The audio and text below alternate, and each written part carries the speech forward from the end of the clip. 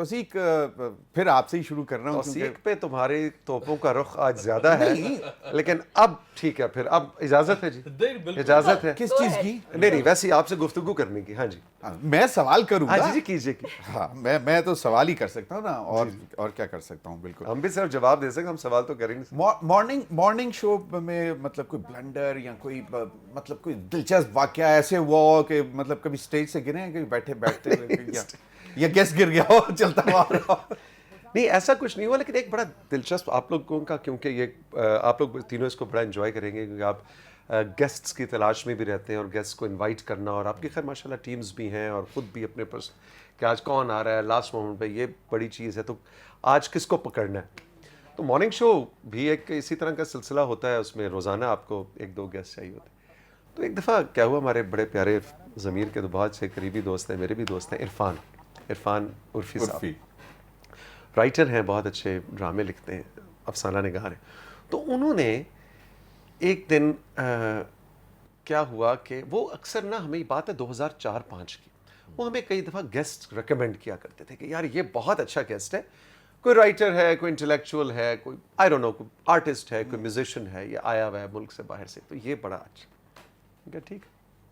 انہوں نے ایک دن فون آیا ایک شام پہلے, انہوں نے کہا کہ وہ مکال آیا ہوا ہے, مکال حسن, فیمس میوزیشین. تو مکال آیا ہوا اسلام آباد, تو میں مکال سے بات کروں, میں نے کہا واؤ بالکل ٹھیک ہے. انہوں نے کہا کہ جی ہاں جی لائن اپ ہو گیا, ٹائی اپ ہو گیا. وہ واٹس ایپوں والا زمانہ تو اس وقت تھا نہیں, تو وہ کل صبح پہنچ جائے گا. ہم نے کہا جی بالکل ٹھیک ہے, میں بڑا ایکسائٹیڈ. اب اگلے دن صبح 7:30 بجے جب ہم اپنا شو لائیو کے لیے تیاری کر رہے تھے, تو باہر آ کے گاڑی کھڑی ہوئی, اور دروازہ کھلا, اور اس میں سے ایک گورا نکلا, انگریز, گاڑی سے اترا. اچھا میں نے تو دیکھ کے پہچان لیا, وہ تھے مائیکل صاحب, جو کہ اسلام آباد میں رہتے تھے, بہت اچھی شستہ اردو بولتے, پرانے ڈیولپمنٹ سیکٹر کے, اور میں بھی ان کو جانتا تھا. اور وہ گاڑی سے اتر رہے.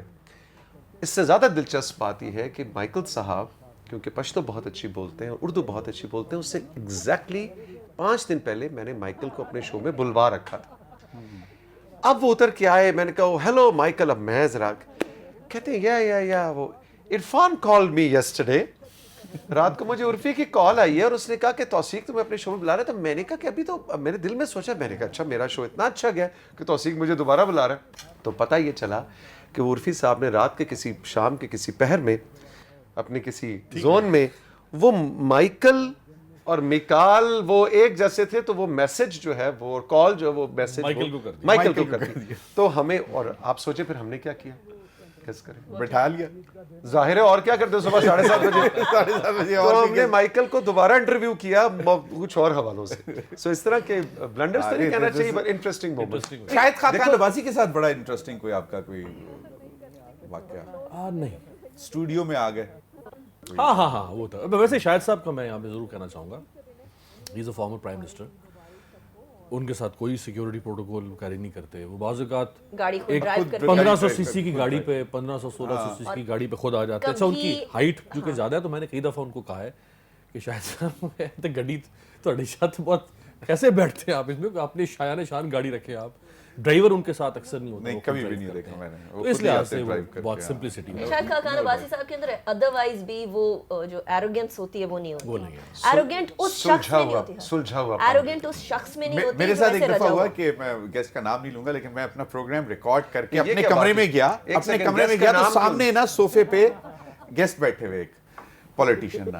تو میں نے کہا سر خیریت سے آپ, کہتے ہیں نہیں بس وہ اپنے کہتے ہیں کتنے بجے ریکارڈنگ. میں نے کہا جی کون سی ریکارڈنگ, میں تو ابھی ریکارڈ کر کے آیا ہوں اپنا پروگرام. کہتے ہیں یہ کیسے ہو سکتا. تو مجھے تو آپ کے کوآرڈینیٹر نے بلایا تھا اور میں آیا ہوں پروگرام. میں نے کہا جی چائے پیتے ہیں, گپ مارتے ہیں. تو ان کو ایک دفعہ پھر دوبارہ کالز آنا شروع ہو گئی کہ سر کہاں ہیں, تو وہ کسی اور چینل پہ جانا تھا انہوں نے. تو اسی کبھی لیٹیگیشن میں نہیں, کبھی نہیں. اور جو کام میں کرتا ہوں اس میں کوئی ایسا کوئی نوبت آتی نہیں. کبھی کوئی ناراض ہوا پروگرام میں آپ سے کہ توثیق نے زیادتی کر دی؟ नाराज इनफैक्ट मेरा तो ख्याल है होना चाहिए था, जो हरकत मैंने की अच्छा उस पे उन मिनिस्टर साहिबा को नाराज होना चाहिए बनता था। बनता था। अब क्योंकि आप दोनों नाम नहीं ले रहे तो मैं भी कहता हूँ चले नाम नहीं बताऊंगा, लेकिन एक मिनिस्टर साहिबा थी और वो लाइव शो था। नहीं, अब आप इतनी तो तजुर्बा अब है इतना तो तजुर्बा है। सही। तो वो सामने बैठी और बिल्कुल, और पीटीवी का स्टूडियोज और लाइव वो जा रहा था, कोई मुझे दिन याद नहीं, क्योंकि दिन बताऊंगा तो फिर ही पहुंच जाएगा शरारती आदमी।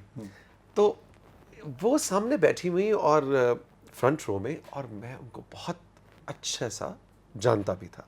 एक तो होता है ना कि वो मिनिस्टर हैं जी, वो नाम ज़हन, मैं उनको अच्छा सा जानता था, हमारी कई बार मुलाकातें, इकट्ठे काम। वो सामने बैठी हुई हैं और लाइव वो नशरियात जा रही, और वहाँ कोई बच्चों की कोई अवार्ड सेरेमनी टाइप थी यूनिवर्सिटी स्टूडेंट्स की, और जो अवार्ड्स देने के लिए मैंने उनको बुलाना था, और ये लाइव जा रहा है। मैंने कहा, और हमारे साथ आज की मेहमान खुसूसी मोहतरमा, अब आगे मिनिस्टर, वो भी नहीं बताऊंगा किस चीज़ के मिनिस्टर थी, मैंने तुम पहुंच जाओ। मैंने कहा मिनिस्टर, अब उनका मैं नाम लेना हो तो एक ब्लैंक मोमेंट नहीं होती जब बिल्कुल, और मैंने कहा कि मैं कहूँ ज़मीर हैदर, मैं भूल ये कौन है, और मैंने कहा मोहतरमा, फिर मोहतरमा, और लाइव है, और वो बेचारा जो स्विचर था वो कभी उन पे कट करे तो कभी मुझ पे कट करे कि तौसीक हैदर को होगा। तो and she was so nice and kind, she laughed, और उन्हें अपना नाम मुकम्मल आगे किया, मोहतरमा, चले मैं बता देता हूँ, जुबैदा जलाल साहब। सही।